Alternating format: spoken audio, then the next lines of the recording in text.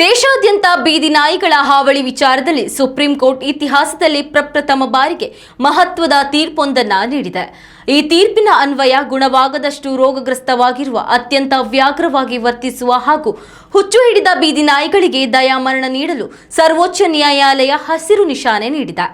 ಕಳೆದ ವರ್ಷ ದೇಶದ ವಿವಿಧೆಡೆ ಮಕ್ಕಳ ಮೇಲೆ ಬೀದಿ ನಾಯಿಗಳು ದಾಳಿ ನಡೆಸಿ ಪ್ರಾಣಹಾನಿ ಉಂಟು ಮಾಡಿದ್ದ ಪ್ರಕರಣಗಳನ್ನು ಗಂಭೀರವಾಗಿ ಪರಿಗಣಿಸಿದ ಸುಪ್ರೀಂ ಕೋರ್ಟ್ ಜುಲೈ 28ರಂದು ಸ್ವಯಂ ಪ್ರೇರಿತವಾಗಿ ಪ್ರಕರಣ ದಾಖಲಿಸಿಕೊಂಡಿತ್ತು. ಈ ಕುರಿತು ಸುದೀರ್ಘ ವಿಚಾರಣೆ ನಡೆಸಿದ ನ್ಯಾಯಮೂರ್ತಿಗಳಾದ ವಿಕ್ರಮ್ನಾಥ್, ಸಂದೀಪ್ ಮೆಹ್ತಾ ಮತ್ತು ಎನ್.ವಿ. ಅಂಜಾರಿಯಾ ಅವರಿದ್ದ ನ್ಯಾಯಪೀಠವು ಈ ಮಹತ್ವದ ಆದೇಶ ನೀಡಿದೆ.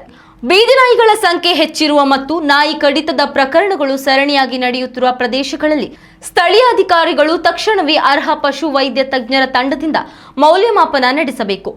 ಪಶುವೈದ್ಯರ ಮೌಲ್ಯಮಾಪನದಲ್ಲಿ ಕ್ರೋಧೋನ್ಮತ್ತ, ಗುಣಪಡಿಸಲಾಗದಷ್ಟು ಅನಾರೋಗ್ಯ ಪೀಡಿತ ಹಾಗೂ ಹುಚ್ಚು ಹಿಡಿದ ನಾಯಿಗಳು ಇರುವುದು ನಿಯಮಾನುಸಾರ ಖಚಿತಪಟ್ಟರೆ ಮಾತ್ರ ದಯಾಮರಣ ನೀಡಲು ಕ್ರಮ ಕೈಗೊಳ್ಳಬಹುದು ಹಾಗೂ ದಯಾಮರಣ ಪ್ರಕ್ರಿಯೆಯನ್ನ ಕೊನೆಯ ಆಯ್ಕೆಯಾಗಿ ಮಾತ್ರ ಬಳಸಬೇಕು ಎಂದು ಹೈಕೋರ್ಟ್ ಸ್ಪಷ್ಟಿಸಿದೆ. ವೈದ್ಯರ ಕಡ್ಡಾಯ ಪರಿಶೀಲನೆ ಮತ್ತು ನಿಯಮಾವಳಿಗಳ ಪ್ರಕಾರವೇ ಈ ಪ್ರಕ್ರಿಯೆ ನಡೆಯಬೇಕು ಎಂದು ಸುಪ್ರೀಂ ಕೋರ್ಟ್ ಹೇಳಿದೆ. ಅಲ್ಲದೆ ಈ ಇಡೀ ಪ್ರಕ್ರಿಯೆಯು 1960ರ ಪ್ರಾಣಿಗಳ ಮೇಲಿನ ಕ್ರೌರ್ಯ ತಡೆ ಕಾಯ್ದೆ ಹಾಗೂ 2023ರ ಪ್ರಾಣಿಗಳ ಜನನ ನಿಯಂತ್ರಣ ನಿಯಮಗಳ ನಿರ್ಬಂಧನೆಗಳಿಗೆ ಒಳಪಟ್ಟಿರಬೇಕು ಎಂದು ಸುಪ್ರೀಂ ಕೋರ್ಟ್ ನ್ಯಾಯಪೀಠ ಸೂಚಿಸಿದೆ. ಸಾರ್ವಜನಿಕರಿಗೆ ಮತ್ತು ಮನುಷ್ಯರಿಗೆ ಇಂತಹ ಆಕ್ರಮಣಕಾರಿ ನಾಯಿಗಳಿಂದ ಆಗಬಹುದಾದ ಪ್ರಾಣಾಪಾಯ ಹಾಗೂ ಹಾನಿಗಳನ್ನು ತಪ್ಪಿಸುವ ಏಕೈಕ ಉದ್ದೇಶದಿಂದ ಈ ನಿರ್ದೇಶನ ನೀಡಲಾಗುತ್ತದೆ ಎಂದು ಹೇಳಿರುವ ನ್ಯಾಯಪೀಠವು ಶ್ವಾನಗಳ ದಯಾಮರಣ ಕೊನೆಯ ಆಯ್ಕೆಯಾಗಿರಲಿ ಎಂದು ಸ್ಪಷ್ಟಿಸಿದೆ.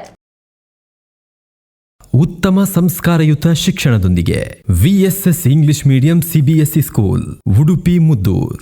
ನರ್ಸರಿಯಿಂದ 10ನೇ ತರಗತಿವರೆಗೆ ಶಿಕ್ಷಣದ ಜೊತೆಗೆ 5ರಿಂದ 10ನೇ ತರಗತಿವರೆಗಿನ ವಿದ್ಯಾರ್ಥಿನಿಯರಿಗೆ ಉತ್ತಮ ಹಾಸ್ಟೆಲ್ ಸೌಲಭ್ಯವೂ ಇದೆ. ನಿಮ್ಮ ಮಕ್ಕಳ ಪ್ರವೇಶಾತಿಗಾಗಿ ಈ ಸಂಖ್ಯೆಗೆ ಕರೆ ಮಾಡಿ.